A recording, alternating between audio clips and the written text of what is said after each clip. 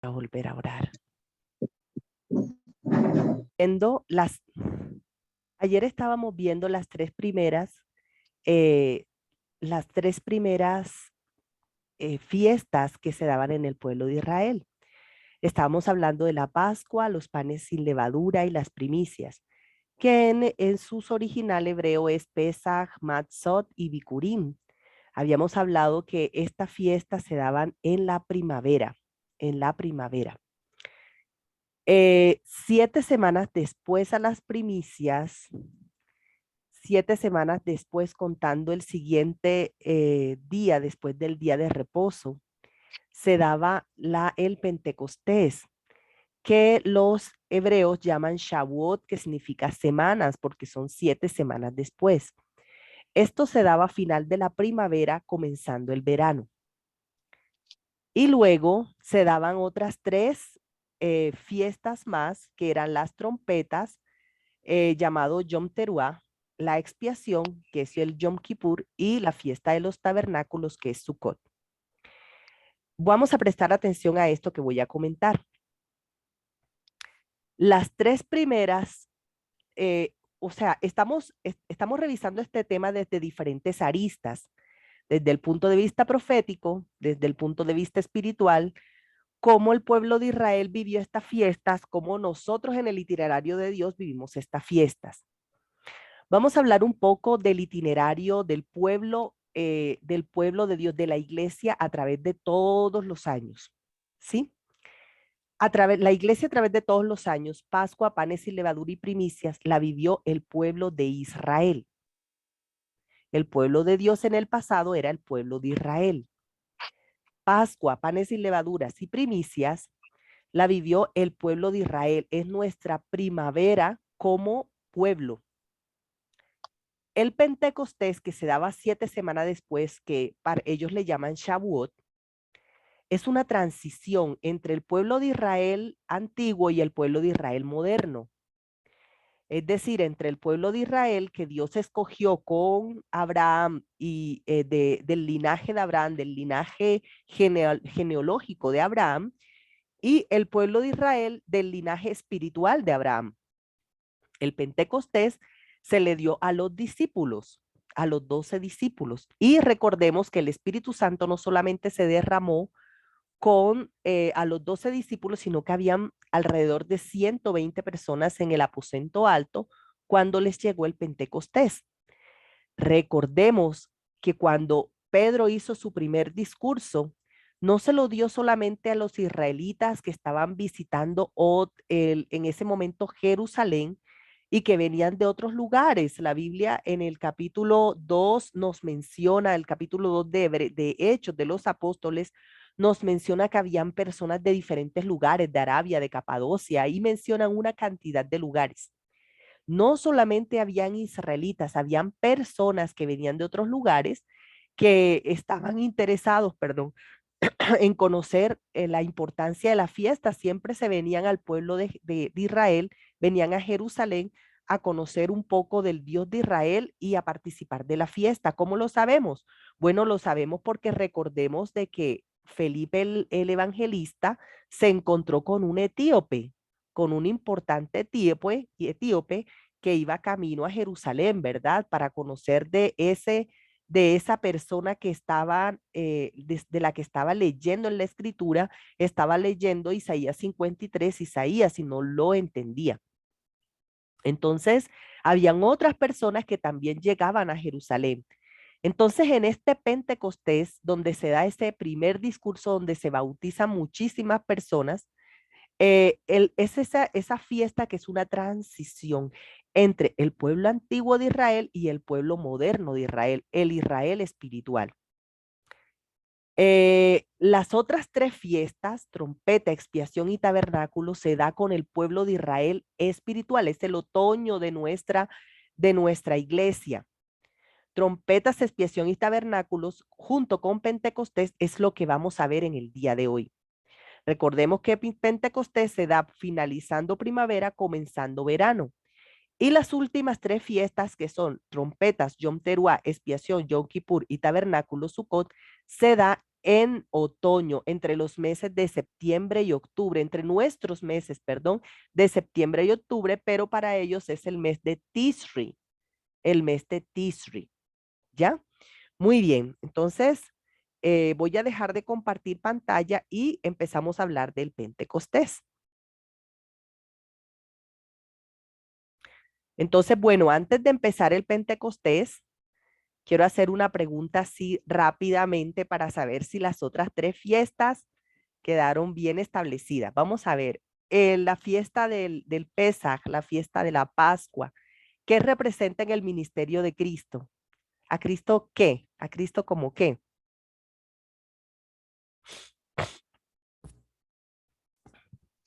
A Cristo sacrificado como el Cordero de Dios. Amén, a Cristo Salvador, a Cristo nuestro Cordero inmolado. Muy bien. La fiesta de los panes sin levadura, ¿qué está mostrando en la vida de Cristo? El cuerpo de Cristo sepultado sin corrupción. La Sin corrupción, sepultura amén. de Cristo, muy bien. Y el bicurín, las Las primicias del gavillas. grano, las Sí. gavillas, Que ¿qué representa? Cristo se presentó ante el Padre con su gavilla. Cristo se presentó ante el Padre Ah, con la bueno, gavilla. muy bien, las primicias que Cristo le presentó al Padre, muy bien, muy bien. Y en el tabernáculo, vamos a ver, bueno, las gavillas también representan la resurrección de Cristo, ¿no? Hablando del tabernáculo, en el tabernáculo, el Pesaj, ¿dónde lo vemos? ¿En qué mueble? ¿En qué lugar? La Pascua. A eso está en el altar del sacrificio y en la Al, fuente de agua. altar del sacrificio, muy bien. La muerte, lo que es el matzot, ¿dónde lo vemos? La fuente de agua. La fuente El de agua. matzot, sí, sí, puede El ser. altar, el altar de sacrificio, ¿no? Bueno, la muerte es ahí en el altar del sacrificio. Lo que pasa es que el matzot, que son los panes ácimos, es una transición, es la amargura de la sepultura, la amargura de la sepultura. Y ¿cómo se llama? El bicurín, ¿en qué mueble representa el bicurín?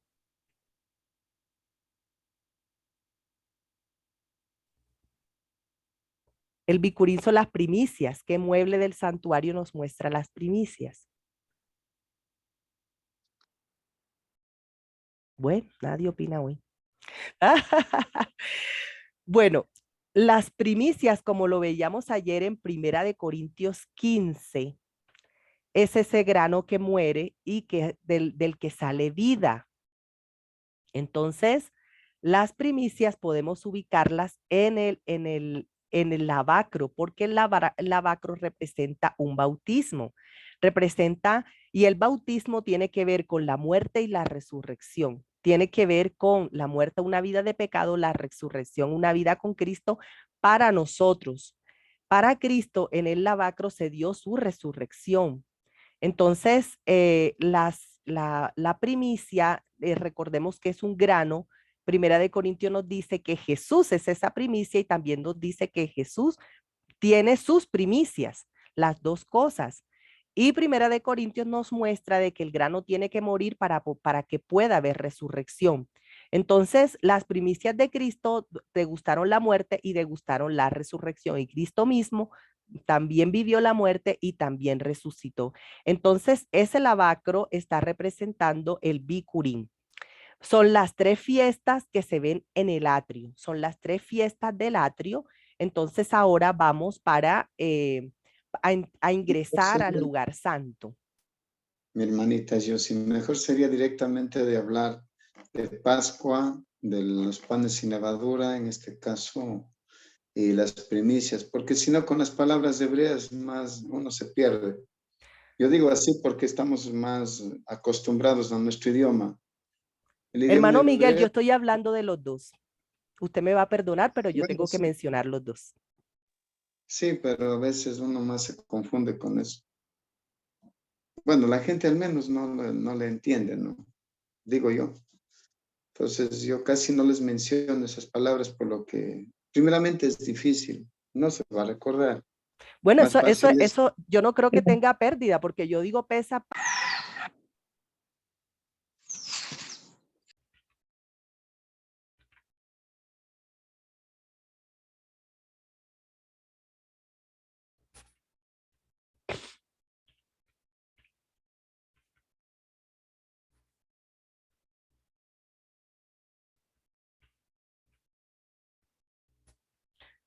Muy bien. Hablemos un poco ahora de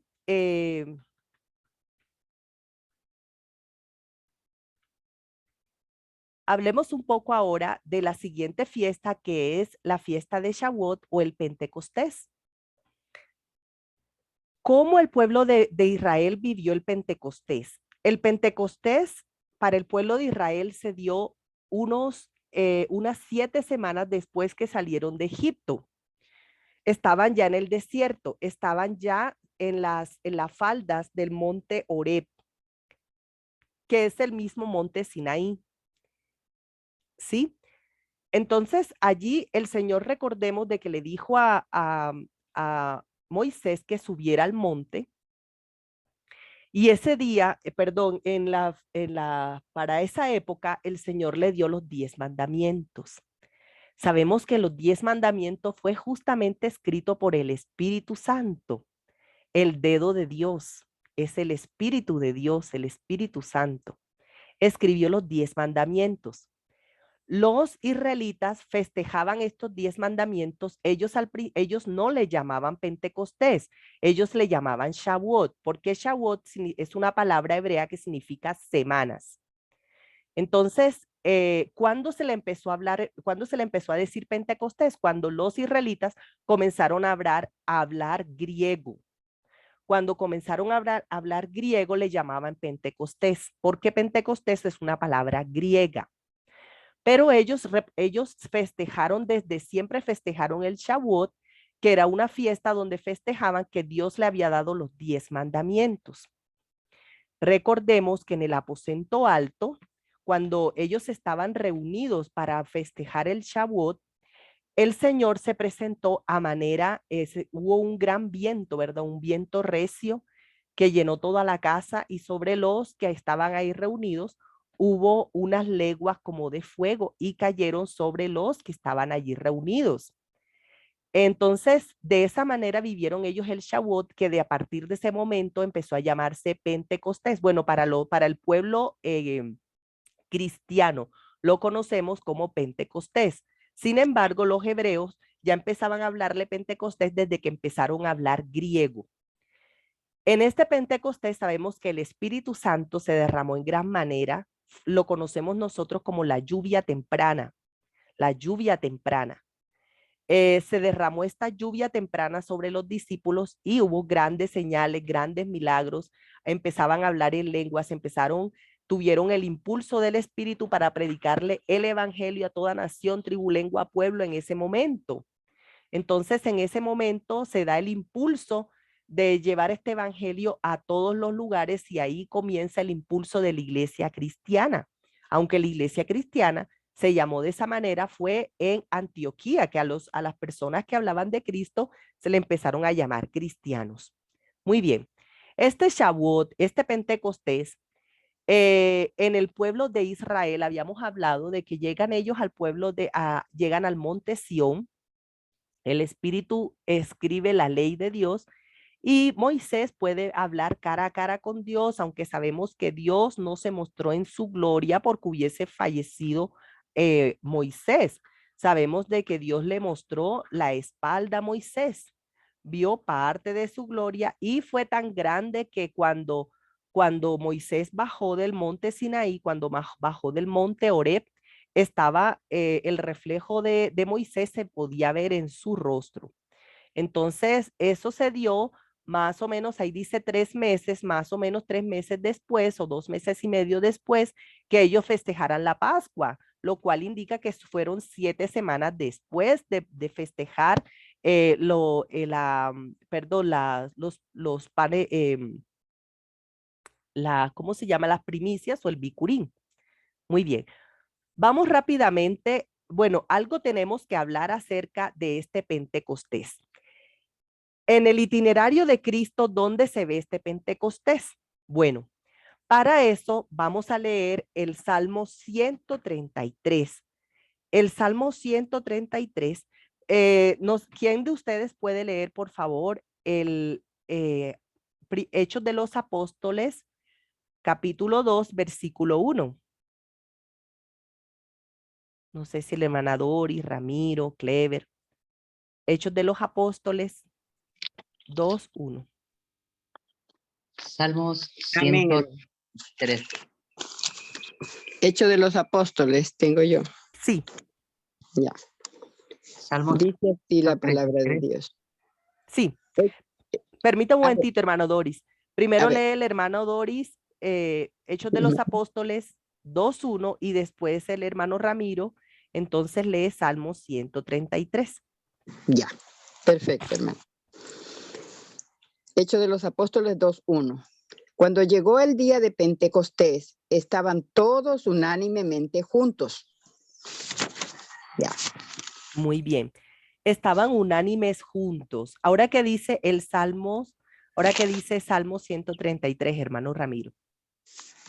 En los 3 versículos dice, mirad cuán bueno y cuán delicioso es habitar los hermanos juntos en armonía. Es como el buen óleo sobre la cabeza, el cual desciende sobre la barba y la barba de Aarón, que baja hasta el borde de sus vestiduras, como el rocío de Hermón, que desciende sobre los montes de Sión, porque allí envía Jehová bendición y vida eterna. Amén. Amén. Hermano Ramiro, entonces fíjese usted, este Salmo 133 es un salmo profético que escribió David cuando se encontraba en la cueva de Adulam. Este salmo representa algo para la vida de David, claro está. Ahí fue donde se hizo reconciliación entre sus hermanos y su papá, que también estaban siendo perseguidos por causa de Saúl. Perdón. Entonces ahí ese mirad qué bueno y cuán hermoso es habitar los hermanos juntos en armonía. Está también refiriéndose a la armonía que vivió ellos con su padre que vivió él con su padre y sus hermanos. Pero a pesar de que representa algo para su vida, este salmo es profético. Está proyectándose más allá, está proyectándose al momento del Pentecostés, porque son las mismas palabras que utiliza Lucas, que fue el que escribió el libro de Hechos de los Apóstoles, para hablar de mirad cuán hermoso es habitar los hermanos juntos en armonía. Fue el mismo espíritu que inspiró a Lucas, el que inspiró también a este David. David, correcto, para poder dejar plasmadas estas palabras. Es como el buen óleo sobre la cabeza, el cual desciende sobre la barba, la barba de Aarón, y baja hasta el borde de sus vestiduras. David no tenía ninguna conexión con Aarón. Recordemos que David vivió entre 500 y 600 años después que murió Aarón. Entonces, eso quiere decir que ellos no tenían conexión alguna. Y a pesar que no tenían conexión, aquí extrañamente David está hablando de Aarón. Pero ¿por qué extrañamente para la época de David? Porque realmente esto es un significado profético. Aarón era sumo sacerdote. Y en el Pentecostés realmente fue nuestro sumo sacerdote Jesús el que estaba recibiendo el ungimiento como sumo sacerdote. Fue en el momento del Pentecostés. ¿Cómo lo sabemos? Bueno, para poder saberlo, tenemos nosotros que ir a Apocalipsis 5. Vamos rápidamente a Apocalipsis 5 y lo buscamos. Mientras lo encontramos, el Espíritu Santo significa, digamos, el aceite, el óleo, significa el Espíritu Santo, ¿no? Correcto, Los hermanos en comunión, ahí tiene una gran relación con Hechos capítulo 2, verso 1. correcto, así es, así es. Muy bien, entonces Apocalipsis 5, recordemos que Apocalipsis 4 está mostrando, Apocalipsis 4 está mostrando el trono de Dios antes de que subiera Jesús. Apocalipsis 4 nos muestra quiénes estaban allí esperando a Jesús. Estaba el Padre, estaba el Espíritu Santo, estaban los 24 ancianos, estaban los 4 seres vivientes. Pero en Apocalipsis 4 no aparece ni la hueste angélica, ni tampoco aparece el Cordero. En cambio, en Apocalipsis 5 ya se ve a la hueste angélica. En Apocalipsis 5 ya se ve al Cordero. ¿Dónde estaba la hueste angélica y dónde estaba el Cordero? Estaban ascendiendo. estaban subiendo para poder llegar hasta donde está el Padre, estaban ascendiendo. Ellos no solamente traían consigo, la hueste angélica no solamente traía consigo a Jesús, sino que también traían las primicias que Jesús luego le iba a presentar al Padre. Entonces, dice Apocalipsis 5, el versículo 6, dice, está hablando Juan. Y miré y vi que en medio del trono y de los 4 seres vivientes y en medio de los ancianos estaba en pie un cordero como inmolado, que tenía 7 cuernos y 7 ojos. Ojo con los 7 ojos, dice, los cuales son los 7 espíritus de Dios. Y lo interesante es lo que dice aquí, enviados por toda la tierra. Entonces, fíjense ustedes que con anterioridad la Biblia nos muestra de que los 7 espíritus de Dios, el candelabro de 7 brazos tiene los 7 espíritus de Dios. Habíamos hablado que no son 7 espíritus santos, así como el candelero no son 7 independientes, sino que es un candelero y tiene 7 brazos. De la misma manera, el Espíritu Santo y el 7 lo que muestra es una plenitud, o sea, que puede estar en diferentes lugares, puede estar en diferentes momentos, es omnipresente, omnisciente. Entonces, este cordero está lleno de los 7 espíritus de Dios. ¿Por qué? Porque así como lo dice el Salmo 133, el aceite se derramó en su cuerpo, se derramó desde su cabeza, bajaba por el borde de sus vestiduras. El aceite, él fue ungido y el aceite estuvo en su cuerpo. Entonces, estos 7 espíritus de Dios están haciendo una homologación a ese aceite que se derramó sobre el cuerpo de Jesús. Entonces, el Espíritu Santo se derramó, estuvo en el cuerpo de Jesús y se derramó en la tierra, fue enviado a la tierra, porque ese mismo día se dio el Pentecostés, ¿sí? Bueno, podemos leer también Hebreos 2:17 y Zacarías 3 del 8 al 10. Hermano Ramiro, ¿me puede usted por favor a colaborar con Zacarías 3 del 8 al 10? Claro. Mientras yo busco Hebreos 4:15. Hebreos 2:17, perdón.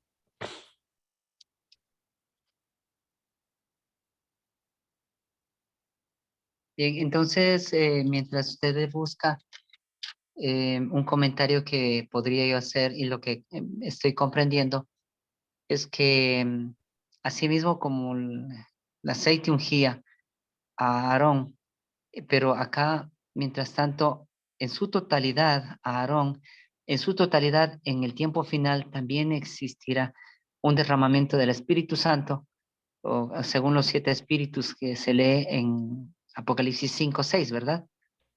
Sí, claro, porque estamos esperando la lluvia tardía. Amén. Entonces, ese mismo episodio que sucedió en el Pentecostés sucederá con nosotros, llegado el momento, y se derramará sobre nosotros lo que llamamos lluvia tardía. Sí, Entonces, a nosotros como pueblo, eh, los que viviremos el último pregón a la humanidad antes de que venga Jesús. Muy bien. Así sí. es, hermano Ramiro. Y una preguntita aquí es que los 7 espíritus que están relatados en Isaías capítulo 11, versículos 1 y 2, si no estoy mal, ahí están los espíritus, ¿no? Entonces serían los 7 espíritus que deben tener esa raza prácticamente en este tiempo que estamos ungidos con el Espíritu Santo, ¿verdad? Bueno, sí, para muchos estos 7 espíritus de Dios se refiere a las características del fruto del espíritu que deben tener los ungidos de Dios. Fíjese algo, hermano Ramiro, y para todos. Esto es un mensaje para todos también. Fijémonos algo en particular. Recordemos las puertas de la Nueva Jerusalén. Las puertas de la Nueva Jerusalén tienen en cada puerta está escrito el nombre de uno de los hijos de Israel. También cada puerta tiene, perdón, o sea, los 12 nombres de los discípulos también están escritos en las puertas. Y recordemos que los 144,000 ingresan por las puertas y ingresan por por número de 12,000. 12,000 ingresan por la puerta de Rubén, 12,000 ingresan por la puerta de Simeón, 12,000 ingresan por las diferentes puertas. Entonces, Aarón fue ungido como sumo sacerdote para el pueblo de Israel antiguo, ¿cierto? Fue ungido el de la tribu de Leví y fue ungido como sumo sacerdote y entonces fíjense cómo también antes de que se diera ese ungimiento, recordemos que el Pentecostés, que significa Shavuot, en el Pentecostés el Señor dio los 10 mandamientos. ¿A quién se los dio? En ese momento se le dio al pueblo de Israel los 10 mandamientos. Cuando se dio el ungimiento de Jesús, se derramó el Espíritu Santo sobre la tierra, estaba consagrándose los discípulos de Cristo para su labor. Entonces, de ese grupo de 120 personas estaban los 12 discípulos. Entonces, fíjense también cómo en nuestra época muy pronto sucederá que se derrame el Espíritu Santo y quiénes serán los que recibirán eso, los que van a ser ungidos como también un grupo especial dentro del grupo grande. Hay un grupo que va a ser ungido dentro del grupo especial, que son los 144,000 y que ingresarán por esas puertas. Entonces hay 3 grupos importantes, las 12 tribus de Israel, los 12 discípulos y los 144,000. Y cada uno de ellos tiene un ungimiento especial del Espíritu Santo. ¿Se dan cuenta de eso? Entonces, aquí vemos ese paralelo. Aquí en este momento vemos ese paralelo. Muy bien. Voy a leer Hebreos 2:17. Dice de la siguiente manera. Dice, por lo cual debía ser en todo semejante a sus hermanos, para venir a ser misericordioso y fiel sumo sacerdote en lo que a Dios se refiere, para expiar los pecados del pueblo. Se está refiriendo a Jesús como sumo sacerdote. En todo tenía que parecerse a nosotros. No tenía ventaja de Dios cuando vino a la tierra. En todo tenía que ser tentado y haber superado las tentaciones para que pudiéramos tener en él la victoria. Hebreos 4:15 dice de la siguiente manera. Dice, porque no tenemos un sumo sacerdote que no pueda compadecerse de nuestras debilidades, sino uno que fue tentado en todo según nuestra semejanza, pero sin pecado. Esa es una característica fundamental de nuestro sumo sacerdote Jesús. Sabemos de que el sumo sacerdote Jesús fue más perfecto que lo que pudo haber sido Aarón. Aarón era un humano. Recordemos de que moría el sumo sacerdote humano y lo reemplazaba su hijo o la persona designada para que fuera sumo sacerdote, que siempre debía pertenecer al clan de los aaronitas, de la familia de Aarón. Ellos eran imperfectos al punto tal que al día de la expiación ellos también tenían que presentar su becerro por expiación de su casa. En cambio, Jesús no necesitaba eso porque Jesús no cometió nunca pecado. Entonces, nuestro sumo sacerdote Jesús tampoco pertenecía a la línea de los levitas. Jesús pertenecía a la línea de Melquisedec, porque sabemos que Jesús no era de la tribu de Leví, sabemos que Jesús era de la tribu de Judá. Entonces, este gran sumo sacerdote que fue ungido el día del Pentecostés era o es perfecto y tiene su función de sumo sacerdote desde ese día hasta nuestros días, sigue teniendo la labor de sumo sacerdote. Cuando termine el juicio investigador, cuando termine ya la intercesión que él está haciendo en el lugar santísimo, ahora sí se quitará cuando ya no haya más intercesión, cuando ya cada caso esté sellado, ahora sí se quitará sus vestiduras sumos sacerdotales y se vestirá de rey. Pero eso lo vamos a ver cuando veamos el Yom Kippur. Muy bien. Hermano Ramiro, Zacarías 3 del 8 al 10. Sí, la palabra del Señor dice así, escucha pues ahora, Josué sumo sacerdote, tú y tus compañeros que se sientan delante de ti, porque son varones admirables. He aquí, en otras versiones dice, son varones simbólicos, ¿no? He aquí yo traigo a mi siervo el renuevo, porque he aquí aquella piedra que puse delante de Josué, sobre esta única piedra hay 7 ojos. He aquí yo grabaré su escultura, dice Jehová de los ejércitos, y quitaré el pecado de la tierra en un día. En aquel día dice Jehová de los ejércitos, cada uno de vosotros llamará a su compañero debajo de la vid y debajo de la higuera. Interesante estas palabras que se le dieron a Zacarías. Tienen un sentido profético muy profundo, muy profundo. ¿Por qué? Porque la higuera, sabemos nosotros, ¿se acuerdan esa higuera que vio Jesús y que maldijo Jesús? Porque no tenía frutos. Esa higuera está representando al pueblo de Israel, el Israel antiguo. Y la vid está representando al Israel moderno. ¿Por qué el Israel moderno? Porque acuérdense que Jesús se comparó como la vid y nosotros los pámpanos, y si los pámpanos no están unidos a la vid, nada podéis hacer. Dándole ese mensaje a sus discípulos, y sus discípulos representan esos primeros pámpanos que estaban pegados a Jesús, y de los pámpanos están nosotros las ramas, que somos nosotros los que hemos tenido la herencia de esa predicación de nuestros primeros padres, los primeros de lo primero, que son los discípulos. Entonces aquí están representados los dos pueblos, el pueblo antiguo de Israel y el pueblo moderno de Israel, la higuera y la vid. Fíjense ustedes cómo aquí en Zacarías se muestra una piedra que tiene 7 ojos, una roca. La roca es Cristo y tiene 7 ojos. ¿Por qué se le está presentando a Josué esto? Recordemos que Josué era sumo sacerdote.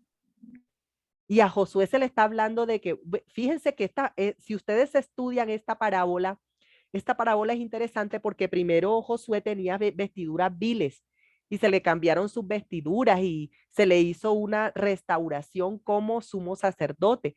Pero ahí el Espíritu le está diciendo a Josué, acuérdate que hay otro sumo sacerdote, es una piedra que tiene 7 ojos. ¿Sí? ¿Quién es esa piedra que tiene 7 ojos? Esa piedra que tiene 7 ojos es Jesús. Recordemos que esto está conectado con Apocalipsis 5. Esto está conectado con Apocalipsis 5. ¿Sí? Ay, ay, ay, ay. Amén. ¿Sí? Lindo. Entonces me voy a... Muy bien. Entonces, fíjense ustedes cómo nos sorprende la Biblia, ¿verdad? Y hay cositas que están en diferentes lugares, cómo se conecta con Jesús en diferentes lugares. Muy bien, entonces aquí estamos viendo un ministerio de Cristo, el ministerio sumo sacerdotal. Entonces vimos a Cristo como creador antes del pecado, Cristo como salvador una vez el hombre pecó y Cristo como sumo sacerdote. ¿En qué parte del santuario se ve Cristo como sumo sacerdote? Entonces habíamos visto que el altar del sacrificio representa la Pascua. Vemos cómo yo había colocado el matzot, que son los panes del sin levadura, en la sepultura de Cristo, entre el altar del sacrificio y la pila bautismal, el matzol.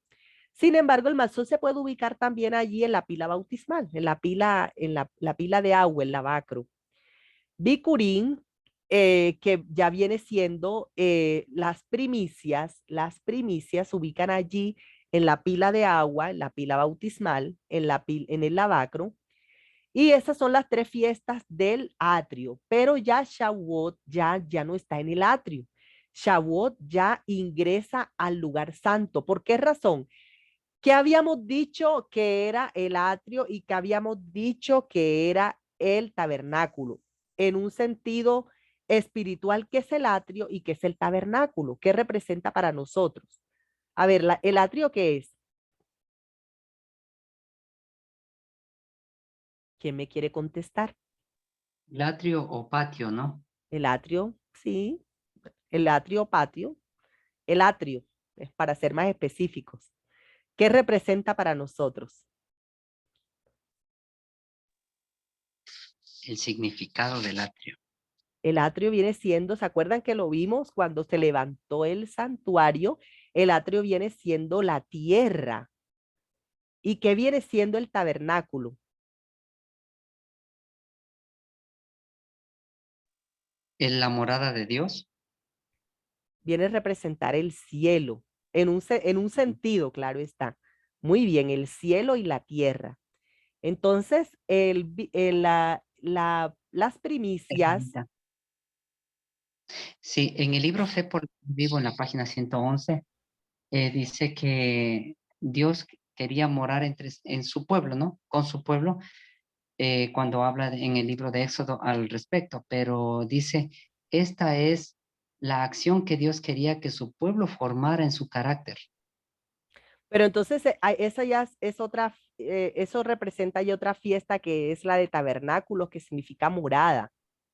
Entonces, fíjense cómo las tres primeras fiestas que vendrían siendo Pesach, Matzot y Bikurim, es decir,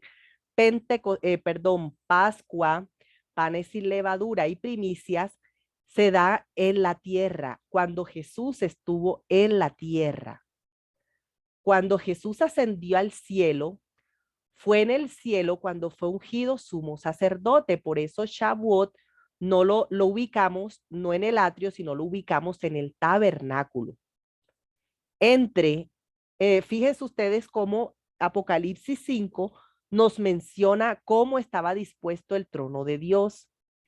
Y hablaba que enfrente del trono de Dios estaba el candelabro de 7 brazos, que son los 7 espíritus de Dios. Entonces el Shavuot se vino a celebrar entre los panes sin levaduras y el candelabro de 7 brazos. Allí se dio el Shavuot entre los panes sin levadura, qué pena, entre la mesa de los panes de la proposición y el candelabro de 7 brazos dentro de el tabernáculo. En el lugar santo se dio el ungimiento de Jesús como sumo sacerdote.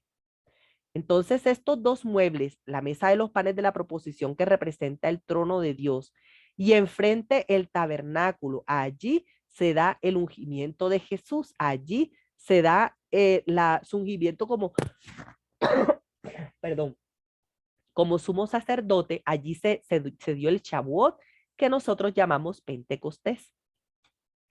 Muy bien.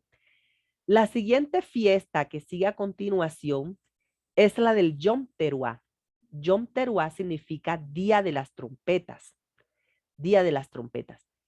Ya este Día de las Trompetas se dio muchísimo después. En el año judío se da el primer día del séptimo mes. El primer día del séptimo mes. Vamos a leerlo en Levíticos 23. Busquemos Levíticos 23.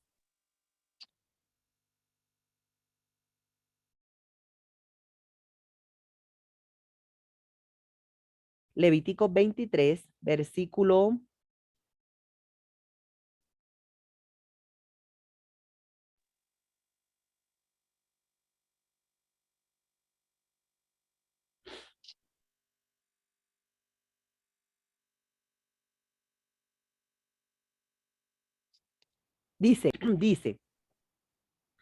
23, 24, Levítico 23, 24, dice, habla a los hijos de Israel y diles, en el mes séptimo, al primero del mes, tendréis día de reposo, una conmemoración al son de trompetas y una santa convocación. Ningún trabajo de siervo haréis y ofreceréis ofrenda encendida a Jehová. También habló Jehová a Moisés diciendo a los 10 días, bueno, entonces el Yom Teruah se da 10 días antes del Yom Kippur. Perdonen un momento aquí. Entonces, se da primero el Yom Teruah y después, 10 días después, se da el Yom Kippur. Este día de las trompetas es muy importante.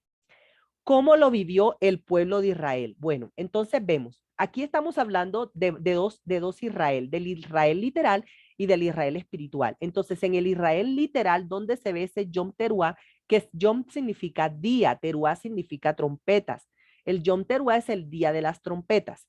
Sabemos entonces que alrededor del año 1500 antes de Cristo se dio la Pascua.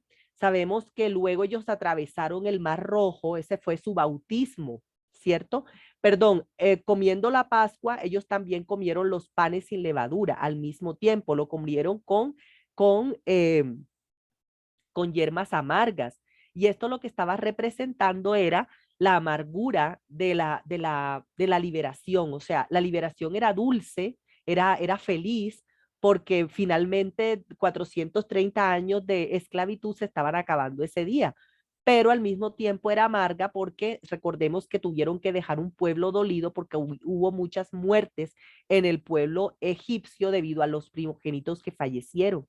Entonces, para nosotros también representa la amargura, porque a pesar de que estábamos teniendo la liberación del pecado, fue Cristo quien falleció, fue nuestro Cristo.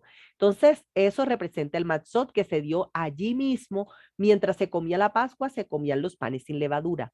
Ya el bicurín al pueblo de Israel literal se dio después, se dio cuando ellos atravesaron el Mar Rojo. Primera de Corintios 10 nos dice, Primera de Corintios 10:2 nos dice de que así ellos atravesaron el Mar Rojo y fue el bautismo del pueblo de Israel. Ellos fueron bautizados en el Mar Rojo. Entonces, allí se dio el bicurín, que fueron las primicias. Las primicias representan esa muerte y esa resurrección. Muy bien, 3 meses después, 7 semanas después, se da para ellos, para el pueblo de Israel, se da el Shavuot, será lo que para nosotros es el Pentecostés, cuando ellos llegan a Sión y el Señor les da las tablas de la ley, les da los 10 mandamientos. Pero muchísimo tiempo después, muchísimo tiempo después, estamos hablando de que casi en 30 años que ellos ingresaron al desierto, se da el Yom Teruah. Es un aviso especial 10 días antes de que se dé el Yom Kippur. Ese Yom Teruah, ese Yom Kippur, que es un gran zarandeo, y ese Yom Teruah, que es la fiesta de las trompetas, también viene, es un aviso.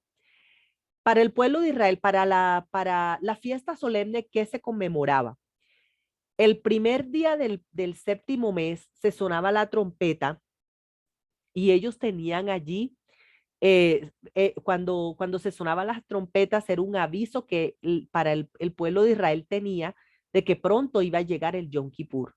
Entonces, apenas se sonaba la trompeta, ellos tenían que empezar a pedir perdón por sus pecados. Tenían que afligir su espíritu y pedir perdón por sus pecados. Todos en el pueblo, personas conscientes de sus pecados, tenían que pedir perdón por sus pecados. A partir de ese día tenían que recordar, tenían que hacer grandes oraciones pidiendo perdón por sus pecados. De manera que cuando llegaba el Yom Kippur, todos en el pueblo tenían que estar purificados, porque si alguno no se había arrepentido de alguno de sus pecados, si no había pedido perdón, moría en el acto. Entonces el Yom Teruah en realidad era un aviso, era un aviso. Fíjense algo. Resulta que ese Yom Teruah, él finalizaba el día, todos los días, durante 10 días se sonaban las trompetas y 10 días después se daba el Yom Kippur. Fíjense algo. Vamos a leer aquí Amós 3:7, Apocalipsis 6:13, Mateo 22 del 1 al 14 y Mateo 25 del 1 al 13. En realidad aquí está hablando es de yo creo que vamos a omitir Mateo 22 y Mateo 25 porque ahí está hablando de las 10 vírgenes. Es lo que pasó en 1844. Permítame primero explico esto para poder hacer esas lecturas. Hermanita, Hablemos perdón. de nuestro Yom Teruah. Sí. Es posible, sí, que no entendí muy bien Yom Kippur y Yom Teruah. El Yom Kippur es la fiesta de las trompetas, No, Yom Kippur ¿no? es el día de la expiación y Yom Bueno, Teruah es la fiesta, el día de las trompetas. ya, eso, muy amable, gracias. El Yom Teruah, día de las trompetas, es un aviso y el Yom Kippur, día de la expiación, es una ceremonia para la purificación. Purificación, juicio y expiación. Entonces, aquí estábamos hablando, aquí, qué representa para el Israel literal. Pero hablemos un poco antes de las lecturas qué representa para el Israel espiritual. El Yom Teruah habíamos dicho que era el día de las trompetas, se daba 10 días antes del Yom Kippur. Nuestro Yom Teruah se dio con el movimiento milerita, se dio en 1833, 10 años antes del 1844, donde se presentó el Yom Kippur, o sea, el día de la expiación. Entonces, 10 años antes, comenzaba en Estados Unidos un movimiento que comenzó Guillermo Miller, donde el Señor le reveló a Guillermo Miller el significado de Daniel 8:14. Hasta 2300 tardes y mañanas y luego el santuario sería purificado.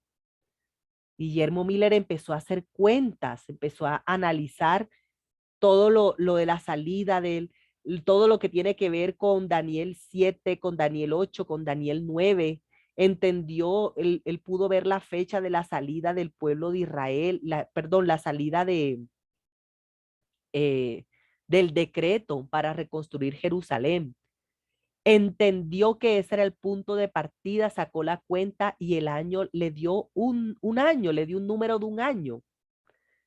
En ese momento, si nosotros, inclusive sería interesante que pudiéramos ver esa película que se llama Cómo todo comenzó. El año que él tenía en mente inicialmente no era el año 1844, era el año 1843. Fue el primer año que él estableció. Porque pues obviamente aquí había un error, ¿cierto? En cómo se contaba el tiempo, porque él tenía que tener en cuenta que era de octubre a octubre. Era de otoño a otoño. Debía tener en cuenta eso. También debía tener en cuenta el día el año de la coronación, porque el año de la coronación no se contaba como un año, sino se contaba como un año cero, cuando tomó Esdras, por ejemplo. Entonces, inicialmente fue ese tiempo, pero el Señor le reveló después que no era 1843, sino era 1844, porque pudo ser preciso en su cálculo. Y Guillermo Miller empezó a predicar el evangelio y empezó a predicar que Cristo venía en esa época, que Cristo venía en 1844. Entonces, ¿por qué Guillermo Miller tomó esa fecha como la venida de Jesús?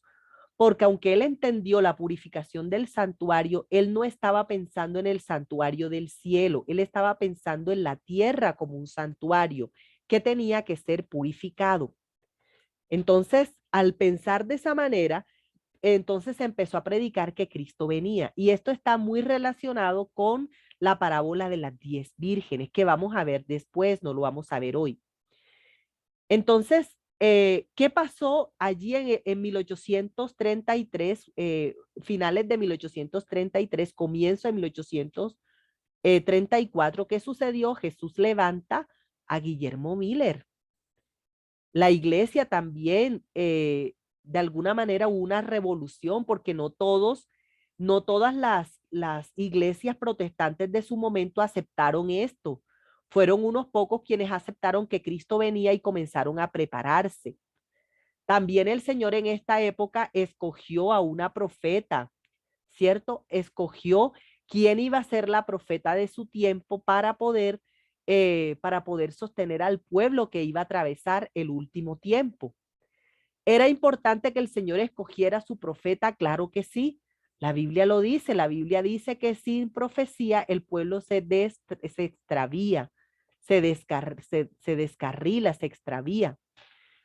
Sin profecías, no hay una luz que pueda hacer que el pueblo comprenda algunas cosas.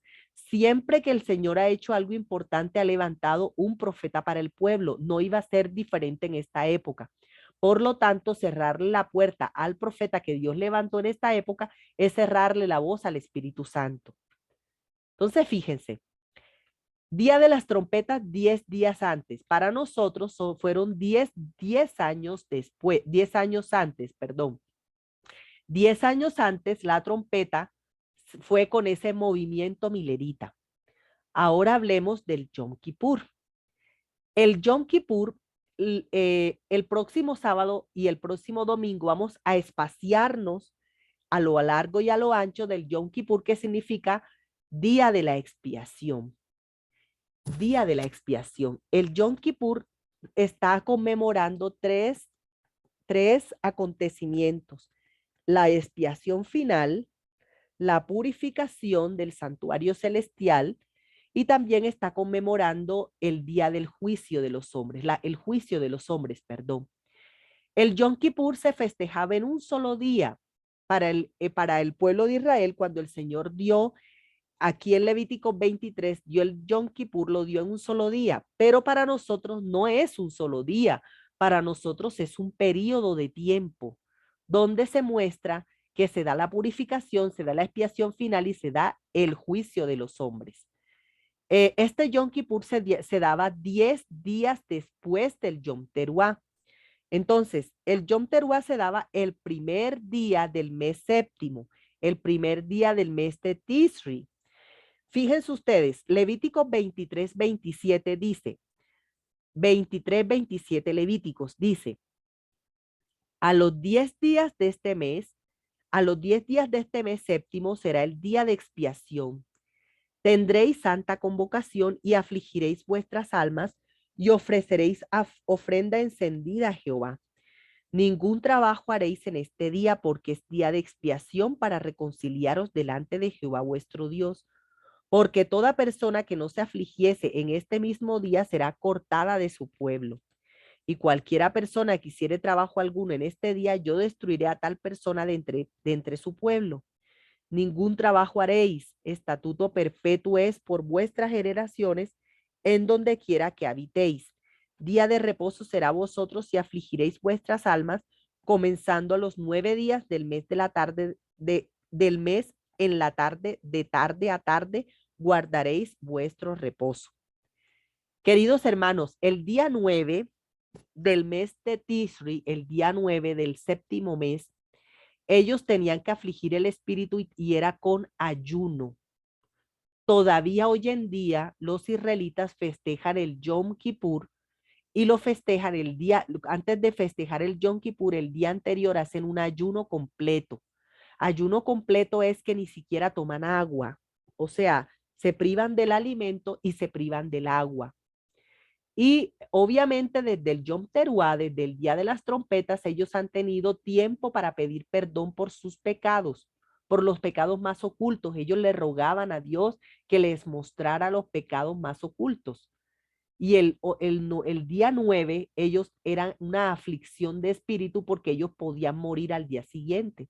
Si ellos no pedían perdón por sus pecados o tenían algún pecado oculto, una vez se finalizaba el Yom Kippur, para el pueblo de Israel ellos podían morir.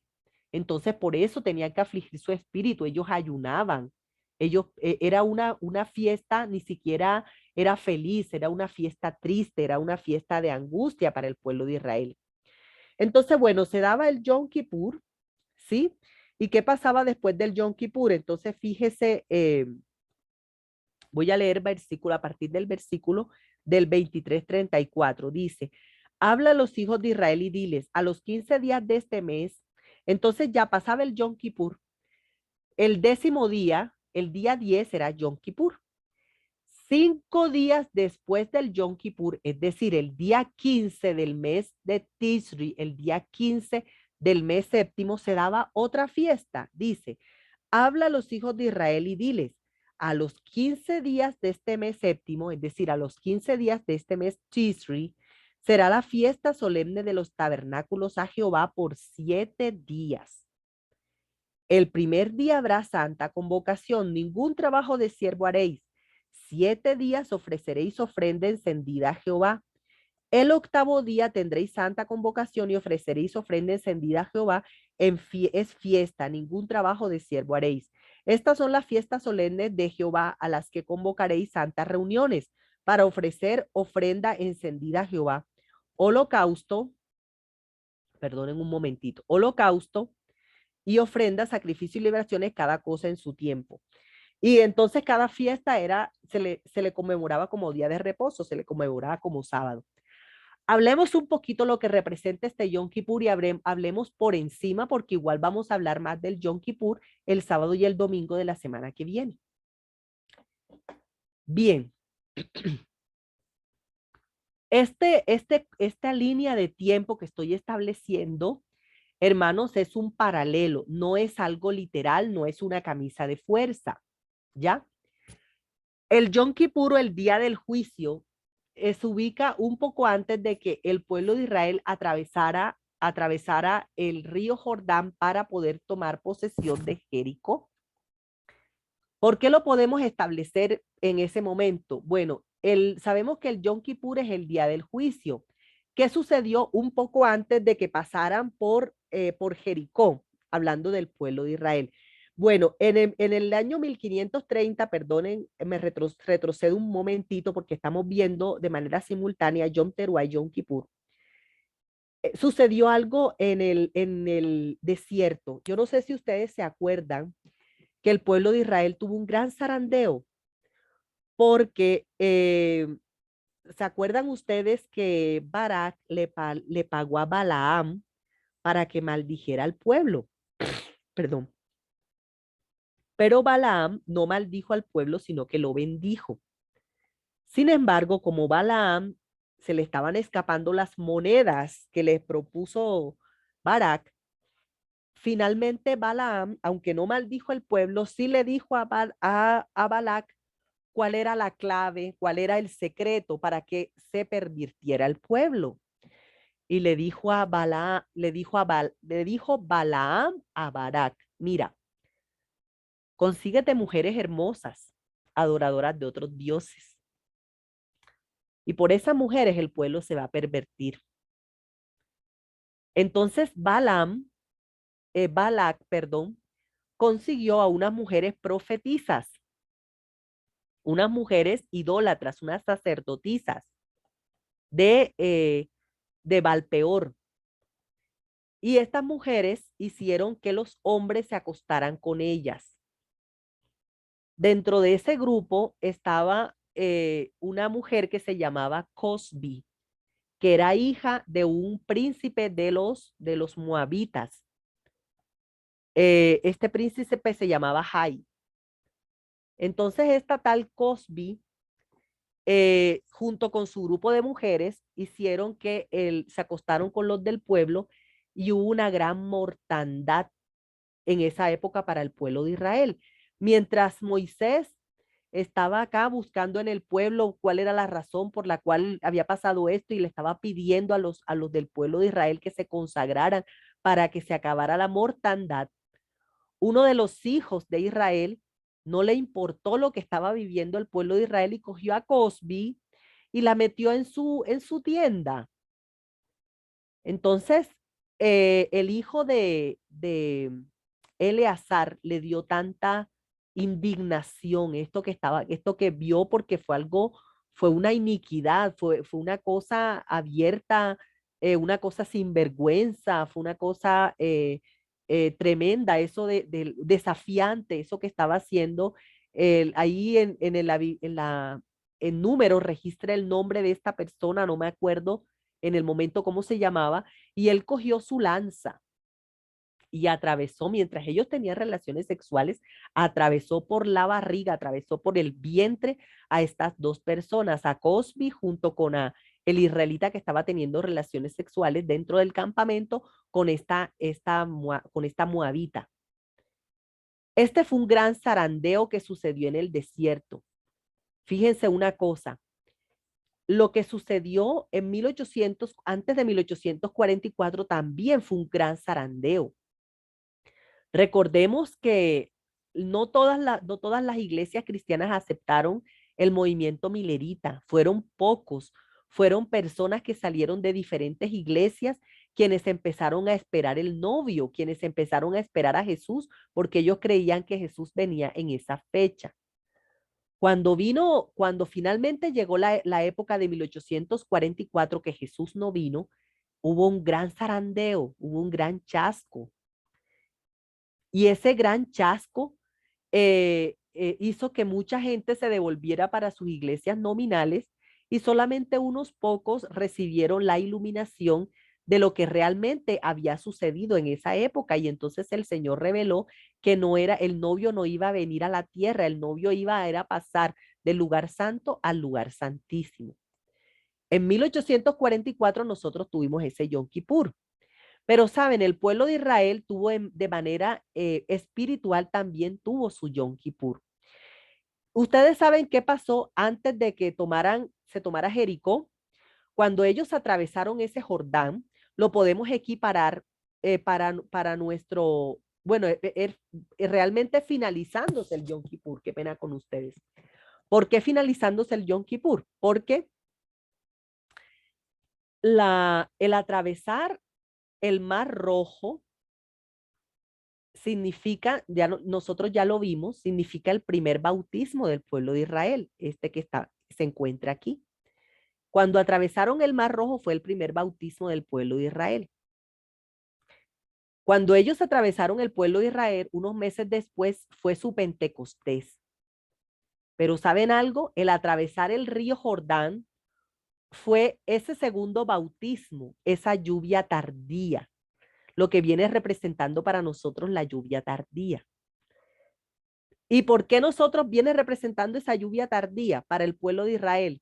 Porque fíjense que el pueblo de Israel, antes de que se cayeran los muros de Jericó, le habían prometido a una mujer que viene representando esas personas que salen de Babilonia, le habían prometido liberación. Y para la época de Jericó, un cordón rojo, ¿verdad? Fue colocado en la puerta, en la ventana, un hilo de grana, un hilo rojo escarlata, que era la familia de Raab y la familia de Raab y su familia. Fueron las que se salvaron antes de que cayeran cuando cayeron los muros de Jericó, ellos se salvaron. ¿Qué quiere decir eso? El Raab y su familia vienen a representar las personas que son salvas a la última hora, en el último minuto, en el último momento, antes que se cierre la gracia de Dios. Los Entonces, obreros de la hora undécima. exactamente. Entonces, ellos saldrán un poco antes de que se cierre el tiempo de gracia, así como Raab y su familia se salvaron antes de la destrucción de Jericó. Entonces, no tanto comenzando el Yom Kippur, sino finalizando el Yom Kippur, porque nosotros todavía estamos en Yom Kippur, nosotros todavía estamos en Día de la Expiación. Entonces, ese atravesar de Jericó viene a representar para nosotros la lluvia tardía. ¿Qué pasó después que ellos atravesaron Jericó? Fíjense ustedes, se dio una circuncisión. ¿Se acuerdan ustedes de eso? ¿Por qué se circuncidaron? Porque muchos de los del pueblo de Israel que habían nacido en el desierto no se habían circuncidado. Entonces, ¿cómo se llama? Josué mandó a que el pueblo de Israel que no estaba circuncidado, los hombres se circuncidaran y tuvieron dolores por 3 días. Fíjense qué cosa curiosa. Es increíble la manera como actúa el Señor. En ese momento para el pueblo de Israel tuvieron una circuncisión, los hombres estaban no en su mejor momento, sino estaban en su peor momento, porque pues esto les atacaba su virilidad, ¿sí? Y habían dolores. ¿Y cómo es posible que el Señor haya hecho esto antes de que enfrentaran una guerra? Ahí es donde está la maravillosa ciencia del Señor, las maravillosas cosas que para nosotros son inexplicables. Es que para nosotros las guerras nosotros no las vencemos nosotros por nuestro propio medio. Las guerras espirituales son una victoria del Señor. Y cuando nosotros somos más fuertes es cuando más débiles debemos estar. Es cuando más debemos herir al yo, herir al ego, circuncidarnos el corazón para permitir que el Espíritu de Dios more en nosotros y ahí sí somos fuertes para poder enfrentar cualquier tipo de guerra espiritual. Entonces, este atravesar del Jordán tiene un significado maravilloso para nuestros días.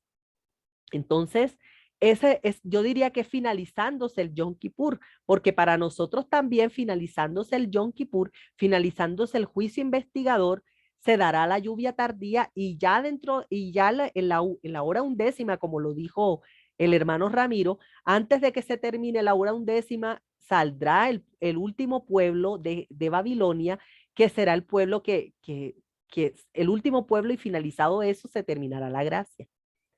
Bueno, seguimos viendo a Jesús como sumo sacerdote. Resulta que con el Yom Kippur ya se muestra el arca de la alianza.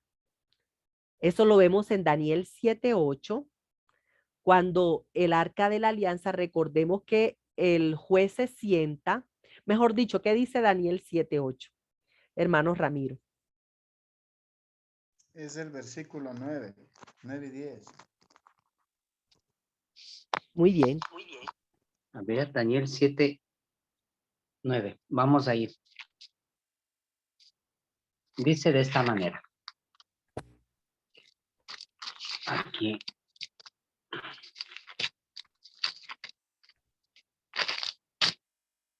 Estuve mirando hasta que fueron puestos unos tronos y el anciano de día se sentó, cuya vestidura era blanca como la nieve y el cabello de su cabeza como lana pura. Su trono era como llama de fuego y sus ruedas como fuego ardiente.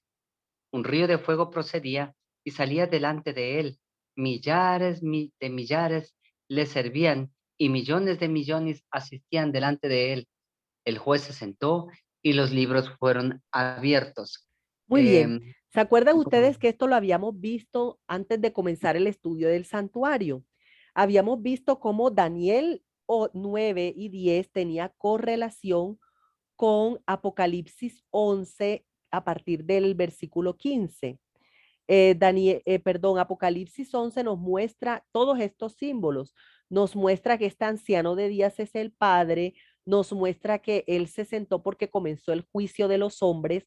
Luego en Daniel 7, 13 y 14 muestra que viene Jesús y el hecho de que los libros fueran abiertos nos da una clara noción a nosotros de que comenzaba el juicio de los hombres. Entonces, el Yom Kippur ya muestra el juicio de los hombres, pero esto lo vamos a ampliar cuando la próxima semana ampliamos el Yom Kippur. ¿Dónde se puede ver el Yom Kippur? Bueno, definitivamente el mueble que nos muestra el Yom Kippur es el Arca de la Alianza. Ya es el lugar santísimo. En el lugar santísimo ya podemos ver el Yom Kippur, el lugar santísimo del cielo, porque a la larga el santuario muestra el itinerario de Cristo. Entonces Cristo iba a vivir en la tierra lo que es la Pascua, los panes sin levaduras, lo que son las primicias. Con las primicias iba a llegar al cielo, iba a ser ungido en el cielo sumo sacerdote. Bueno, se me olvidó decir, ese Yom Teruah, el mueble que lo representa es el altar del incienso, porque recuerdan que el Yom Teruah significa aflicción. El Yom Teruah, esas trompetas mostraban una aflicción, mostraban las oraciones que subían al cielo pidiendo perdón antes de que llegara el juicio. Entonces, ese Yom Teruah en el santuario se da allí en el altar del incienso porque debían subir muchas oraciones al cielo pidiendo perdón por los pecados para que los hombres pudieran pasar su juicio. Entonces el juicio ya tiene que ver con el Yom Kippur y lo vamos a ampliar la próxima semana. Ya tiene que ver con el Yom Kippur y tiene que ver con el Arca de la Alianza porque se debía presentar una vez al año el sumo sacerdote con la sangre de un cordero presentado por Jehová, y nosotros sabemos de que esto tiene una representación en el cielo. Cuando Jesús pasó del lugar santo al lugar santísimo, comenzó el día de la expiación, comenzó el juicio de los hombres y comenzó la purificación del cielo. Entonces, de esta manera se distribuyen las fiestas dentro del santuario y nos falta una sola fiesta, que es Sukkot. Ahí hay un error, no es día de la expiación, Sukkot significa cabañas o tabernáculo. La palabra Sukkot significa tabernáculo, que también es, bueno, realmente Sukkot lo que significa es morada, morada. El Sukkot se equipara con la palabra con la palabra tabernáculo. El tabernáculo es una morada. El tabernáculo es una palabra griega. ¿Quién es nuestro tabernáculo? Nuestro tabernáculo es Jesús. Mientras el Yom Kippur era una fiesta de angustia, el Yom Teruah también era de angustia, el Yom Kippur era una fiesta de angustia. El Sukkot era una fiesta feliz. De todas las fiestas del pueblo de Israel, la más feliz era la fiesta de Sukkot. Ellos estaban celebrando, ellos festejaban esta fiesta, ellos tomaban palmas, tomaban del desierto algunos materiales y ellos hacían unas cabañas y durante 7 días comían, bebían, dormían dentro de las cabañas. Ellos hoy en día todavía festejan esta fiesta. Y saben una cosa, ellos, esta fiesta, lo que les estaba mostrando a ellos en el desierto era que ellos iban a tener una tierra prometida. Ellos iban a tener una tierra prometida y que cuando tuvieran iban a tener esa tierra prometida, se iban a acordar de lo que ellos vivieron en el desierto, no podían olvidarlo.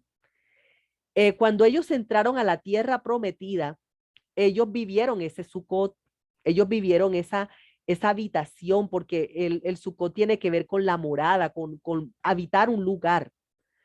Ellos repartieron la tierra, expulsaron a los habitantes de allí y año tras año festejaban este Sucot y lo que estaban también festejando tuvieron su tierra prometida, pero toda la travesía que el Señor les permitió pasar, todas las enseñanzas como pueblo que les permitió pasar para poder llegar a la tierra prometida.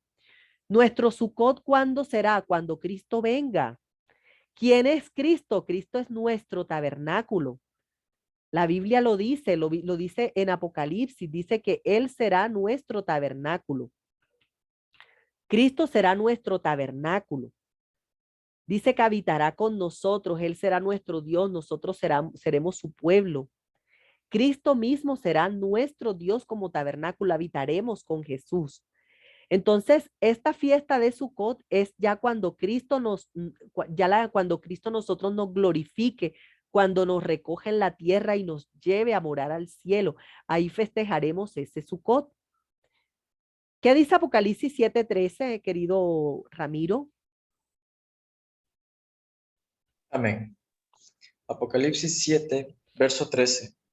Entonces uno de los ancianos me preguntó, ¿estos que están vestidos de ropa blanca, quiénes son? ¿Y de dónde han venido?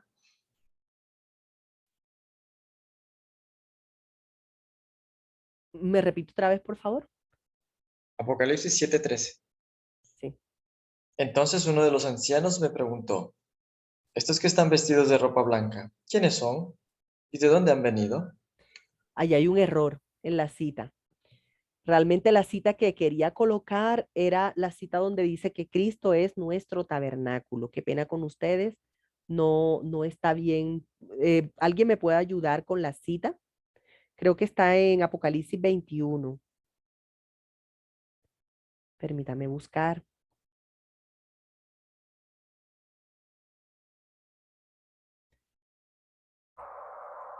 Es Apocalipsis 21:3. Sí, ¿qué dice, hermano? Y oí una gran voz del cielo que decía, he aquí el tabernáculo de Dios con los hombres, y Él morará con ellos, y ellos serán su pueblo, y Dios mismo estará con ellos como su Dios. Amén. Esta es la cita. Muy bien. Entonces Jesús es nuestro tabernáculo. Eso es lo que representa para nosotros. Estamos en espera de esta hermana, la fiesta. cita. Apocalipsis 21:3. Gracias. Bueno, entonces vemos que de alguna manera yo no supe ubicar esta fiesta de Sucot, porque esta fiesta de Sucot prácticamente es cuando ya se da la salvación y recordemos que el santuario es ese plan de salvación. Hay una parte del plan de salvación en la tierra y una parte del plan de salvación en el cielo, ¿sí? El Yom Kippur sí o sí está relacionado con el Arca de la Alianza y entonces el Sucot, yo no le encontré un lugar porque realmente ya no hay, ya la salvación está dada, ya está consumada la salvación. Entonces, lo que podemos decir para terminar esta fiesta solemne del santuario es que el santuario también se puede ver en el mundo. El atrio muestra a África. Fíjense cómo poco a poco se va cerrando como pueblo, cómo se le va cerrando como pueblo, valga la redundancia, como pueblo se va cerrando la puerta y vamos entrando en diferentes lugares del santuario. Antes que el pueblo ¿cómo se formó el pueblo de Israel? Sabemos que el pueblo de Israel se formó en esclavitud. Abraham, Isaac y Jacob fueron los patriarcas. Los 12 hijos de Jacob fueron sus hijos, fueron los que ahí inició de pronto, fueron los inicios del pueblo, pero no era el pueblo propiamente dicho. Cuando ellos entraron a Egipto y se multiplicaron fue cuando se formaron como pueblo. Egipto queda en África. Egipto, recuerden de que el Señor le dio oportunidades a los egipcios como pueblo. Y cuando se le cerró la gracia, cuando el faraón definitivamente no aceptó al Señor, cayeron sobre ellos las plagas. Y entonces nosotros lo podemos ver antes de que el pueblo de Israel ingresara a su travesía de salvación. Entonces eso es antes, eso es fuera del campamento. El pueblo de Israel ingresa a ese santuario profético, ese santuario del tiempo, y nosotros vemos cómo en el pueblo de Israel hay una travesía, ellos vivieron a Jesús, Jesús nació en medio de ellos, murió en medio de ellos. Y cuando se cerró la puerta de la gracia a Israel como pueblo en el año 70, el Señor ya les había mostrado a ellos que a ellos como pueblo se les iba a cerrar la gracia. El Señor lo había mostrado. El Señor les había dicho a ellos que, fíjense ustedes cómo el Señor presenta a través de la parábola de la higuera, que el Señor maldijo, cómo les estaba a ellos mostrando que ellos como pueblo iban a ser desechados. Y yo estoy haciendo mucho énfasis de ellos como pueblo y no como individuos, porque si un individuo, si un judío acepta al Señor, para él hay gracia.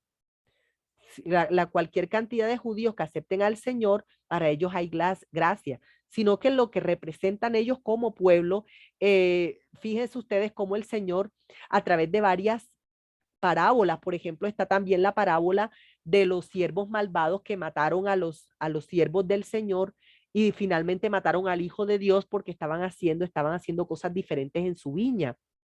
Entonces, ¿cómo para ellos, cómo la parábola muestra que el Señor los iba a desechar a ellos? Entonces, ellos como pueblo fueron desechados. El último momento de su gracia fue en el año 70 después de Cristo. Y sabemos de que llegó para ellos lo que nosotros conocemos como la destrucción de Jerusalén con Tito, ¿verdad? Con Vespasiano, con Cestio Galo primero y después Tito, perdón, Tito Vespasiano, cómo llegó y arrasó con el pueblo de Israel y entre las dos, entre Cestio Galo y Tito, antes de que llegara el segundo asedio, pues salieron todos los cristianos y no murió ni uno, no murió ni uno. Eso lo dice el conflicto de los siglos, el primer capítulo. Entonces, fíjense ustedes cómo ellos como pueblo también se les cerró la gracia. Cuando Jesús pasó del lugar santo, cuando Jesús pasó del atrio al lugar santo, cuando se dio el Pentecostés, se estaba abriendo la gracia para el pueblo que nosotros llamamos los gentiles, que la Biblia muestra como los gentiles. Y eso se abre la gracia para Asia, se abre para Europa, que era el pueblo conocido en ese momento. Pero recordemos que ellos vivieron también su momento en ellos comenzó la Inquisición, comenzó el papado romano. Entonces el papado romano también tuvo su tiempo de gracia, tuvo su tiempo en que ya el Señor no soportó más y le dio una estocada mortal. Y el mensaje pasó a América. América está viviendo el momento del lugar santísimo. Recordemos que allí en América, en Norteamérica, fue que se dio el paso de el lugar santo al lugar santísimo del cielo. Jesús pasó del lugar santo al lugar santísimo del cielo. Se comenzó el Yom Kippur de los hombres, el Yom Kippur del cielo. Eso se dio estando el pueblo de Israel trasladado a América. Pero saben, yo les voy a decir una apreciación muy personal. Es personal, no es, o sea, tómelo como algo que yo creo, ¿sí? Yo creo que Latinoamérica va a tener un momento especial porque esto del Yom Kippur se dio en Norteamérica, pero Norteamérica no es toda América. Es decir, nosotros tenemos una función importante ahora antes de la lluvia tardía. A mí me parece, yo presiento en mi corazón que este despertar espiritual que necesita el mundo despertará por Latinoamérica, porque América del Norte está bien contaminada. América del Norte, nosotros sabemos que la Iglesia Adventista del Séptimo Día en Norteamérica, eso es un, mejor dicho, nos hemos extraviado en muchas cosas del mundo. Entonces hay un sentir espiritual muy profundo aquí en Latinoamérica y tal vez, no lo estoy asegurando, pero tal vez seamos nosotros los que vayamos a levantar el estandarte de Dios y que con nuestro estandarte el mundo entero se vaya a ver un reavivamiento espiritual y tiene que ver con la lluvia tardía. Entonces, de esa manera también nosotros podemos ver el santuario, el mensaje del santuario en el mundo entero. Muy bien, entonces con esto hemos terminado, 7:25. Con esto hemos terminado el día de hoy un repaso general de lo que son las fiestas solemnes y ya el próximo sábado y el próximo domingo vamos a entrar en lo que se llama el Yom Kippur, que es el día de la expiación y todo lo que representa para nosotros el día de la expiación.